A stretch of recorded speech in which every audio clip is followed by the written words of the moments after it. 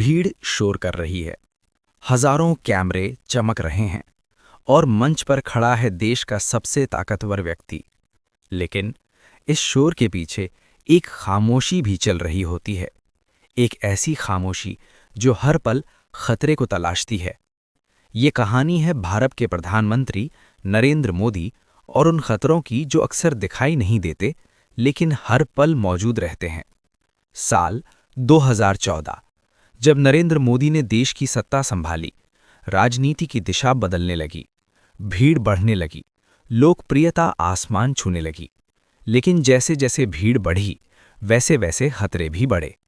प्रधानमंत्री की सुरक्षा सिर्फ एक औपचारिक व्यवस्था नहीं, बल्कि एक बहुस्तरीय हाईटेक ऑपरेशन है। हर रैली से पहले कई दिन तक जांच होती है, हर इमारत की छत पर निगाहें जाती हैं, हर रास्ते का नक्शा खंगाला जाता है, हर व्यक्ति की स्क्रीनिंग होती है।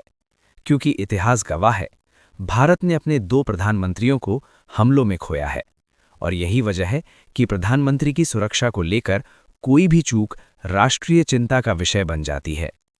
जनवरी 2022, पंजाब, एक फ्लाईओवर।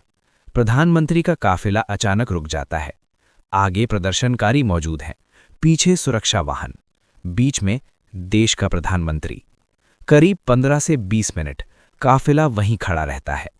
देश भर में सवाल उठते हैं, क्या ये सिर्फ प्रशासनिक चूक थी या एक संभावित खतरे की झलक? सरकार इसे गंभीर सुरक्षा चूक कहती है। जांच शुरू होती है, राजनीति गर्माती है, लेकिन उस फ्लाईओवर पर खड़े उन मिनटों ने पूरे देश को याद दिलाया कि खतरा कभी भी, कहीं भी सामने आ सकता है। खुफिया एजेंसियों की फाइलों में कई बार अलर्ट दर्ज हुए हैं, कभी आतंकी संगठनों की धमकी, कभी कट्टरपंथी विचारधाराओं के संदेश, कभी सोशल मीडिया पर भड़काऊ पोस्ट। हर चेतावनी को गंभीरता से लिया जाता है। प्रधानमंत्री की हर यात्रा से पहले रूट को सील किया जाता है। स्नाइपर तैनात होते हैं, ड्रोन आसमान में घूमते हैं, बम निरोधक दस्ते जमीन पर जांच करते हैं।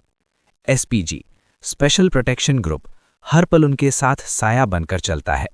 उनकी आंखें भीड़ में एक संदिग्ध हरकत भी नहीं छोड़ती। उनके कान हर असामान्य आवाज को पकड़ लेते हैं। उनका सिद्धांत साफ है, खतरा दिखे या ना दिखे, मानकर चलो कि वो मौजूद है। लेकिन ये कहानी सिर्फ सुरक्षा की नहीं, ये लोकतंत्र की भी कहानी है। प्रधानमंत्री जितने लोकप्रिय हैं, उतने ही विवादों के केंद्र में भी रहे हैं। नीतियों पर विरोध हुआ है, सड़कों पर प्रदर्शन हुए हैं, तीखे भाषण दिए गए हैं। लोकतंत्र में असहमति स्वाभाविक है, लेकिन जब असहमति हिंसा की ओर मुड़ती है, तो वो राष्ट्रीय सुरक्षा का सवाल बन जाती है। आज खतरे सिर्फ बंदूक या बम तक सीमित नहीं हैं। डिजिटल दुनिया में भी साजिशें जन्म लेती हैं।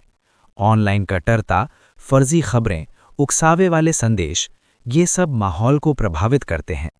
इसीलिए सुरक्षा एजेंसियां अब साइबर निगरानी भी करती हैं। हर संदिग्ध गतिविधि को ट्रैक किया जाता है।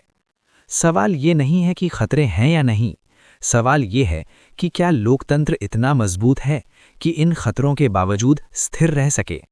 प्रधानमंत्री की सुरक्षा सिर्फ एक व्यक्ति की रक्षा नहीं है, ये उस व्यवस्था की रक्षा है जिस पर देश टिका है। अगर देश का शीर्ष नेतृत्व असुरक्षित हो जाए, तो उसका असर सीमाओं से लेकर बाजारों तक पड़ सकता है। नरेंद्र मोदी पर मंडराते खतरे हमें ये याद दिलाते हैं कि सत्ता का शिखर जितना चमकदार दिखता है, उतना ही जोखिमों से भरा भी होता है। लोकतंत्र में मतभेद होंगे, विचारों की लड़ाई होगी, चुनाव होंगे, लेकिन हिंसा कभी समाधान नहीं हो सकती। क्योंकि जब लोकतंत्र सुरक्षित रहता है, तभी देश सुरक्षित रहता है, और जब देश सुरक्षित रहता है, तभी जनता की आवाज बुलंद रहती है। ये थी एक पड़ताल, प्रधानमंत्री की सुरक्षा और उन अनदेखे खतरों की जो हर पल परछाई की तरह साथ चलते हैं।